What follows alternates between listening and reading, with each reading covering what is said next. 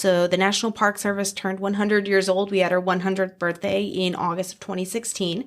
And as part of that celebration, President Obama put into place this Every Kid Outdoor. It was called Every Kid in a Park program at that point, which would give every fourth grader in the United States, including homeschool students, an opportunity to get a free National Park Service pass, which would allow them and their families into every national park in the United States for free.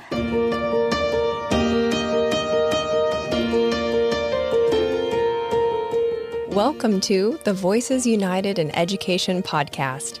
Each week, we showcase the teachers, administrators, and community members who go the extra mile to contribute to the success of every student in Escambia County. You'll meet the real people behind the titles and learn about the amazing resources to support every student's success. In between screen time and school time lies an opportunity to get outside. But where do you go if you're wanting to enjoy the sunshine of our state and also want to make the time spent an educational outing? My next guests are a National Park Service Ranger and the Fee Program Manager for Gulf Island National Seashore. Today, they're going to share a lesser-known program at a widely known place that gives fourth graders and their families free annual passes to parks like Fort Pickens. They're going to share how getting beyond the textbook can transform a 2D naturalist and history lesson into a 3D experience that becomes a core memory. Thinking globally, exploring locally, outdoor enthusiasts Jennifer Watson and Kaz Rosiecki. Thanks for being here. Thanks for having us. Yeah, thank you. I love the national park, so I'm so glad that you're here. I'm so glad that I ran into, that one park ranger in the Discovery Center that day and that this is happening because Fort Pickens is just such a special place for me. So I can't wait to talk more about it and just let people know how they can get there for free, especially.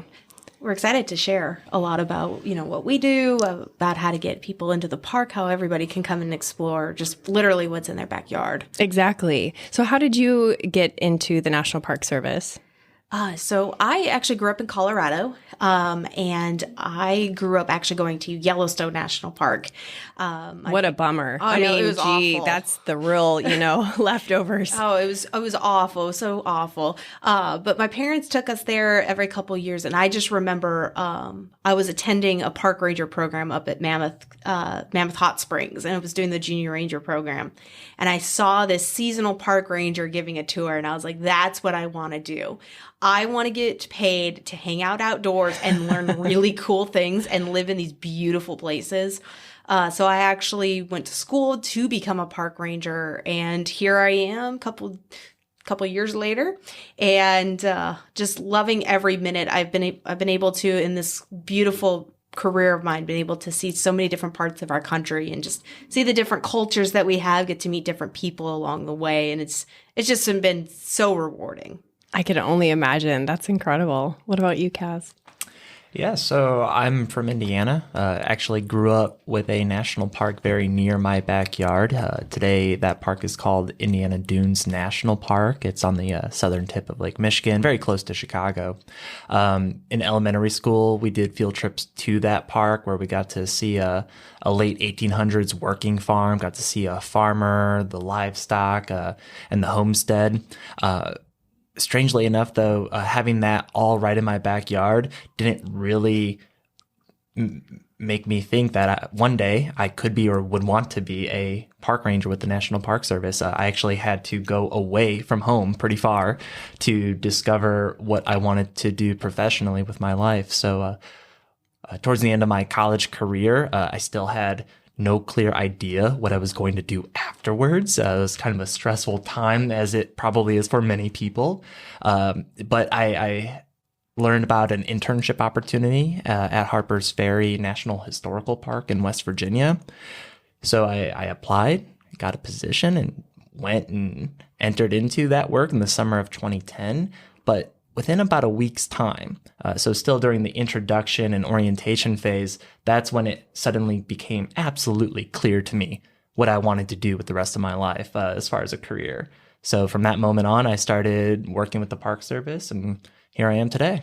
Wow, that's so crazy. I think it's so interesting how both of you had these, you had these experiences as children that really were pivotal. And I like the contrast of your story, Kaz, versus your story, Jen, because you didn't really know the significance of it, of the national parks and the significance of what it would mean to your future, and you knew right away. But both of these stories involved getting in the parks.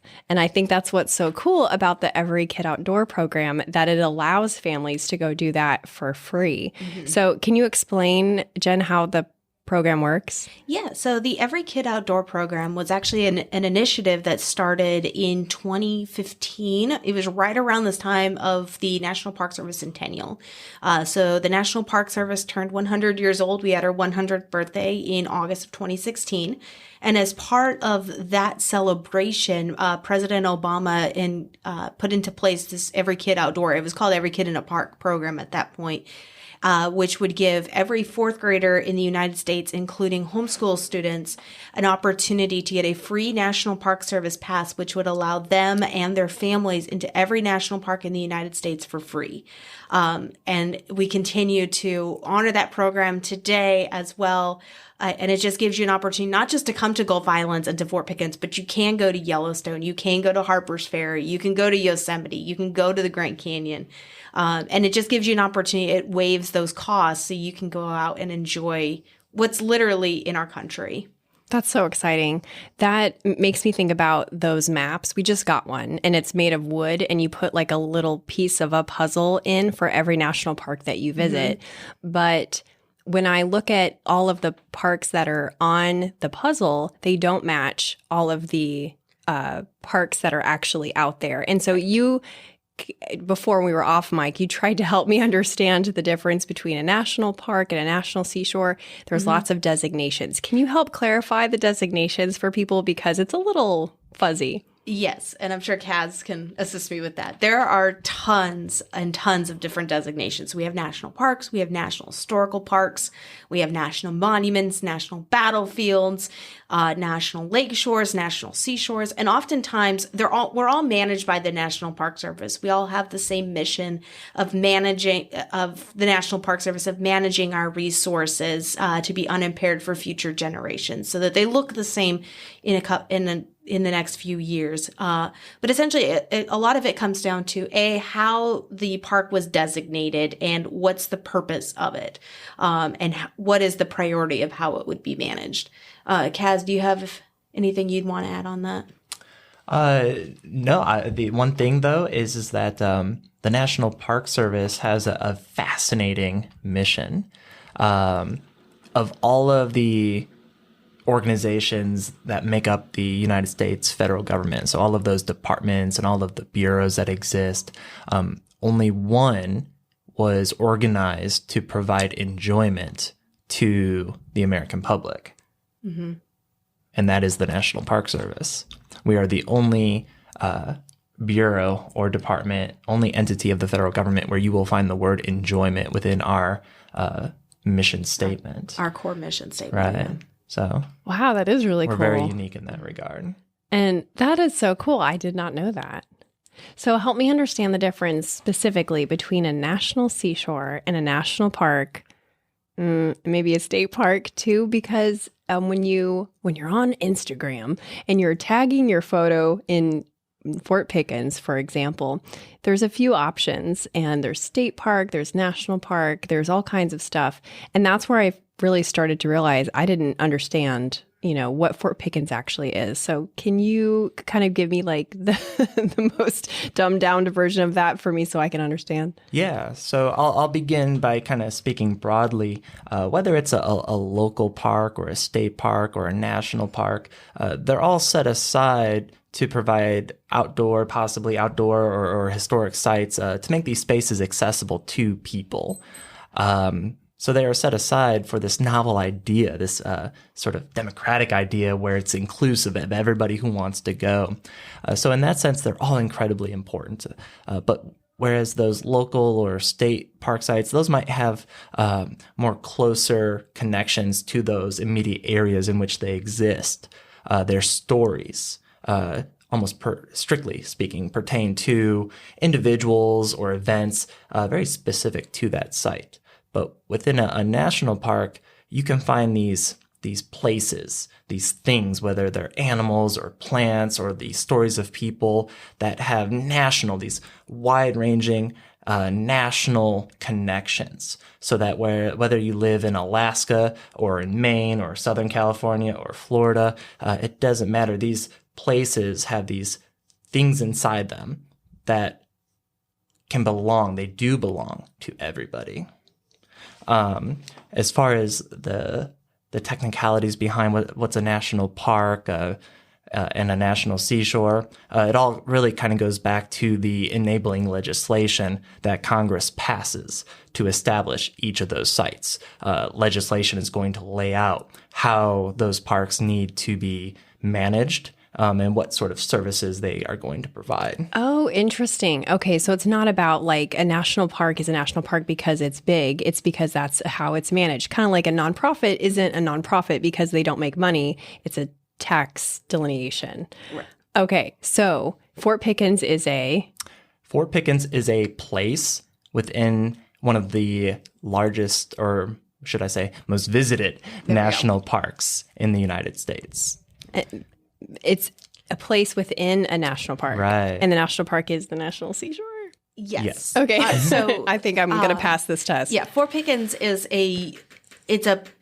well, technically it's a fort, but we call it the Fort Pickens unit of Gulf Islands National Seashore, which is a unit of the National Park Service. Okay. So it's a place within a place managed by a government entity. And you said there's 424 units within the entire national park system in the U.S. alone. Is that correct? Yeah.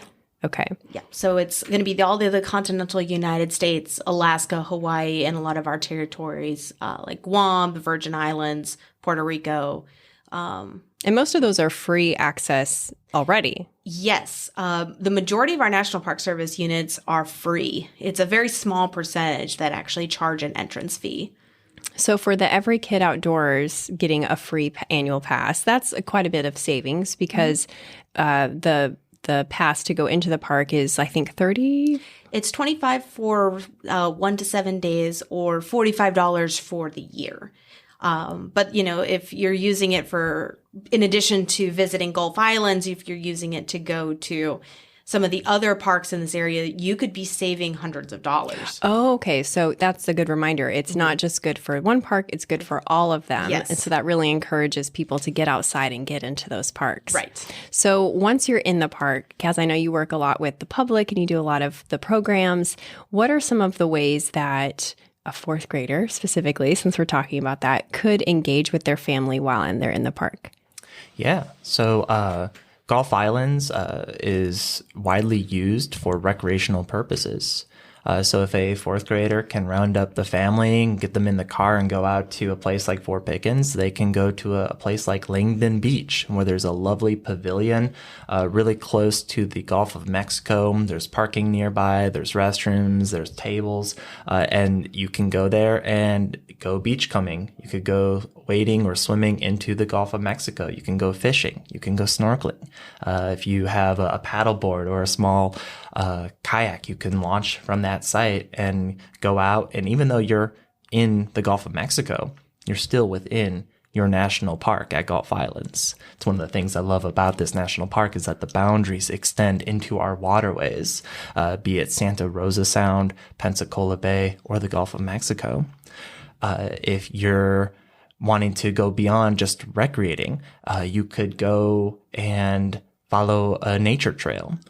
You can go and explore the Blackbird Marsh Trail. Is this all in Langdon Beach, or are you talking about a different location? So this is Langdon Beach is out at the Fort Pickens area of Gulf Islands. The Blackbird Marsh Trail, the Sand Dune Trail, those are also out there within the Fort Pickens area, close to Langdon Beach. You can go and explore some really cool old historic structures, some of them made out of concrete. The most notable one is made out of brick. Its name is Fort Pickens. You can go and explore some of the passageways. Kids love the dark tunnels inside the fort. There's large cannon. and you can learn about what our ancestors did hundreds of years ago to protect the United States and the ideals that our nation was founded upon. And talk to me about the Discovery Center, because that's how this meeting of brilliant minds that was the origin story, right? I wandered into the Discovery Center on a Sunday and spoke with the park ranger, and we bonded over sea turtles, and now we're here. So when is the Discovery Center open, and what do you do there? So the Fort Pickens Discovery Center is open 7 days a week from 9 a.m. to 4:30 p.m. Inside, we have an information desk where you could meet a park volunteer, a park intern, or a park ranger. And from that person, you can get information about the park. You can get orientation so that you can learn about where different sites are and what services or amenities are available out there. But you can also find exhibits, and a lot of them are really neat. There are a lot of hands-on exhibits that will introduce all visitors to the natural world out there, to the barrier islands, to the Gulf of Mexico, and to the plants and animals that you could find out here on the northern Gulf Coast. And then you can continue to explore those exhibits and learn about U.S. history, about human history here on the northern Gulf Coast and out at a place like Fort Pickens.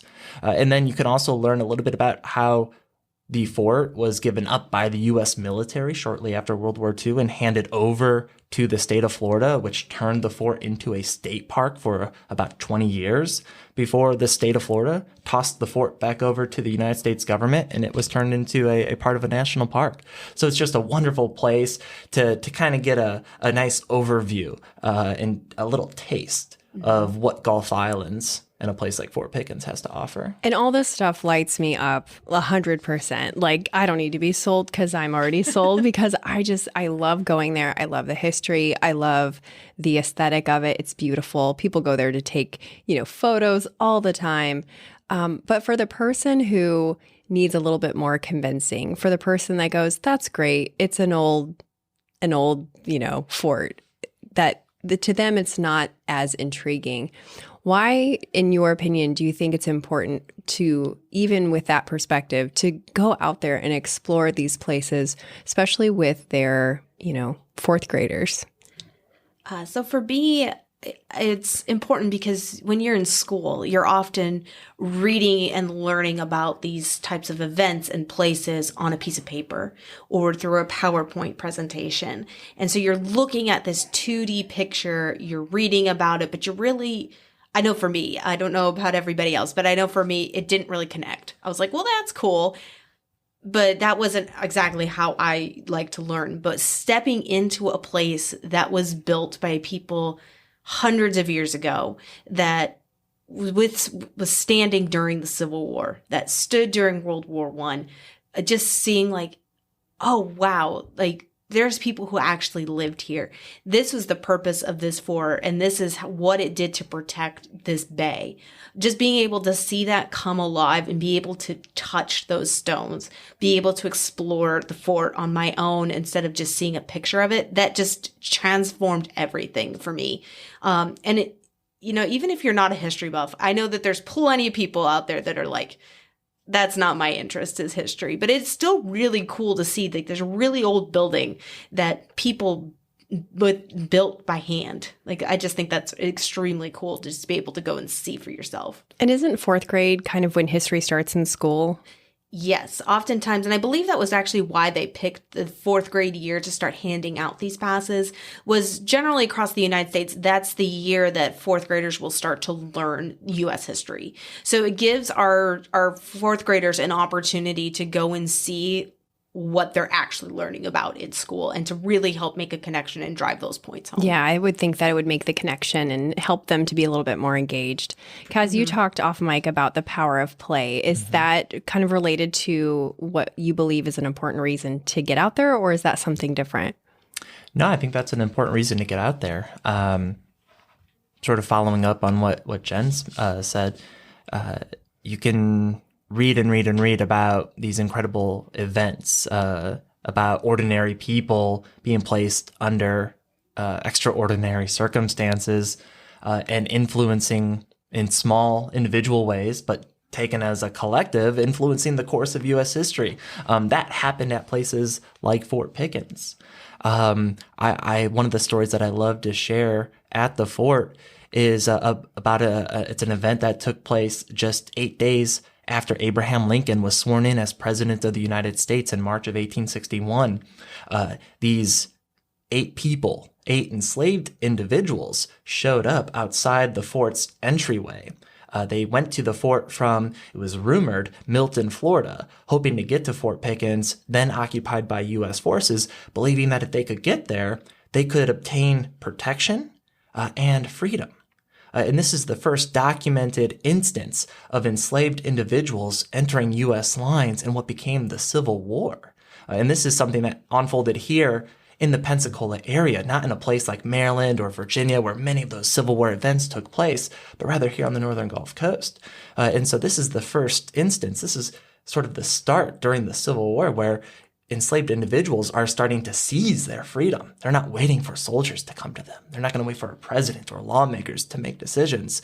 They're going to go to a place like Fort Pickens and fight for freedom. So you can stand there and if you can learn about that event with a friend or with a teacher or a park ranger or an intern or a volunteer, you could stand in this place where this great moment in U.S. history began. Oh, wow. I did not know that story. That is really cool. Okay, so the free park pass. Yes. Can you tell parents how they can get it, how long it lasts, how it works real fast? So it's good for the students' fourth grade year. It starts September 1st of their fourth grade year, and it will expire August 31st. You do need to go online. I believe it's www.everykidoutdoors.gov, or what I usually do is just Google Every Kid Outdoors, and it'll bring you to a link. And you do a very quick, 2-minute activity. And essentially it's just to get kids to start thinking about, hey, well, if we could go outside, what would we do? It'll come up with a barcode, print out that barcode, and bring it to the national park. Essentially that barcode is going to act as your free park pass. But what we'll do when you get to the park, is we'll take that piece of paper and we'll give you a plastic pass that's a little easier to carry around, a little more sustainable, that won't tear as easily. And you just show that as long as your fourth graders in the car. Unfortunately, parents do need to bring their kids with them. You do really need to have a fourth grader, You do folks. need to have a fourth grader to come and use the fourth grade pass. And you'll just show that pass with the fourth grader and we'll say, here, have a nice day. So they need to print it, which means they need a printer.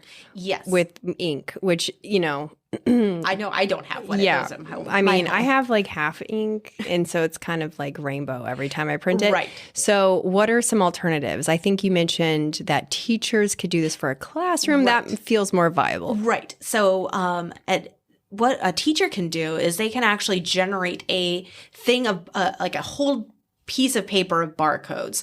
So a teacher can go in there. So there's different ways that you can access it. So either a student could do the activity and print out the barcode, or teacher can. And a teacher can generate, let's say they have 25 kids in their fourth grade class, they can generate 25 barcodes. Oh, that's cool. And then they could invite us at the National Park, Gulf Islands, to come out to their classroom and hand out those passes there. Or if they wanted to print out 25 individual sheets, they could hand out those barcodes to all of the students as well. And the students could go to the entrance stations and change in their barcode. For a pass. For a pass, yes. Okay. But also you can go to the local library. I believe Office Max or Office Depot will do printing for just a couple cents. Yeah, and schools have printers, so you could tell your kid to fill it out, I imagine. Yeah. And they could do it that way. What other ways are there to get a free annual pass? Yeah, so we have a variety of different passes. So we have here at Gulf Islands, we have our park-specific National Park Pass. So that one's $45. It only works to get you into Gulf Islands National Seashore. So if you're like, we love Langdon Beach, we love Johnson Beach, we're going to go to those beaches, we go there every week. That is, especially if you're local, that is a gold. You can save so much money with an annual pass. If you're more like my family, where we travel all over the United States, there is what we call the annual pass. It's good for all national parks in the United States for 12 months from month of purchase. So for me, if I was to go purchase my $80 annual pass today, it would expire at the end of February next year. And then there's ways for people to get free passes as yes, well. yes, so yes. tell me the other ways that people, because, people love the FREE, the free. Yes, yes. So there are different free passes. You do need to qualify for them. So the ones that I just mentioned, anybody and their brother could buy them. We also have passes that are good for U.S. citizen seniors, so those who are 62 and older. I don't know how many people will be listening to on this podcast to there could qualify, be. but There totally you never know. could Or be. let grandma and grandpa know. We also have Hey, older parents nowadays. Oh, that's So, true. Yeah. That's true. We do have free passes for active duty military and for veterans, which I know that being in this area, that is a huge thing. So if you are active duty, just show your CAT card when you go through the entrance gate, and they will provide you with a free military pass. Or if you are a veteran, just show some designation. Don't show your DD 214, but some designation on your driver's license or a veteran ID card will get you a free lifetime veterans pass. They also have what we call our access pass, and that is for U.S. citizens with a permanent disability, which you just have to sign an affidavit to get, and we'll give you that pass. So lots of ways to Lots get into of the ways. park, lots Yes. of ways to engage. I love it. Is there anything before we wrap up that you want to be sure to tell parents about either national parks in general or specifically the National Seashore where we're at? I'll lead off. We focused a little bit on, or quite a bit, I should say, on Fort Pickens, but the National Seashore here is quite larger than that. So I want to take a quick moment to give a plug for the entire national park at Gulf Island. So it's one park, but we are located in 2 states. That's how expansive this National Seashore is. We cross town lines, city lines, county lines, and state lines. So we do have a Mississippi district anchored in Ocean Springs, Mississippi. That would explain the emails that I'm getting. Yeah. Because when I met our friend at the Discovery Center, now I'm on emails and it says, oh, there's this cool tour going on. Oh, there's this cool educational talk going on, which I'm so excited that I get these emails now. But it does mention the Ocean Springs area, and I wondered why, but now that makes sense. Yeah, so you could join park rangers in our Mississippi district. If you go there, tell Ranger John and Ranger Victor hello from us in Florida. But you could also ride a passenger ferry from Gulfport and take about an hour passenger ferry ride out to Ship Island, explore another barrier island. Another fort is out there, Fort Massachusetts. It's a sister fort to Fort Pickens. And then, of course, here we have our Florida district. Across the Florida district, there are these 6 smaller areas. We have them named Perdido Key area. Most of the local folks in the Pensacola region, they're just going to simply know it as Rosamond Johnson Beach. But that is a place where you can go and use your Every Kid Outdoors Pass to get into. On the Naval Air Station Pensacola, we have what's called the Fort Barrancas area. In Gulf Breeze, we have the Naval Live Oaks area. On the far eastern end of Santa Rosa Island, we have the Okaloosa area. And then between Navarre Beach and Pensacola Beach, we have what's called the Santa Rosa area with the Opal Beach day use area. So it is a very large national seashore. It's the largest of the 10 national seashores and one of the most visited national parks in the United States. And that's right here in the backyard of many of those who live in West Florida, right here for them. That's so awesome. I would also throw out that we actually have the Pensacola City ferries coming back this year, and they're actually going to stop at Fort Pickens. So we good finally details got now, our ferry pier rebuilt, and so we are going to be starting to do like tours from the Pensacola Bay out to Fort Pickens, stopping there. You can get a tour with a park ranger and go over to Quietwater Beach near Pensacola Beach and then come back. And that's also just a really nice way to spend like a Saturday or things like that. Just a fun way to get out there and see just a different part of Gulf Islands. Majority of our park is actually underwater and on is water. So it's kind of a fun way to see more of the park is to get out on the boat. That's so true. So many good resources for parents to get outside and make it an educational event. Thank you so much for being here. This was great. Oh, thank you. Thanks for listening. Be sure to subscribe and share. Voices United in Education is a production of Escambia County Public Schools.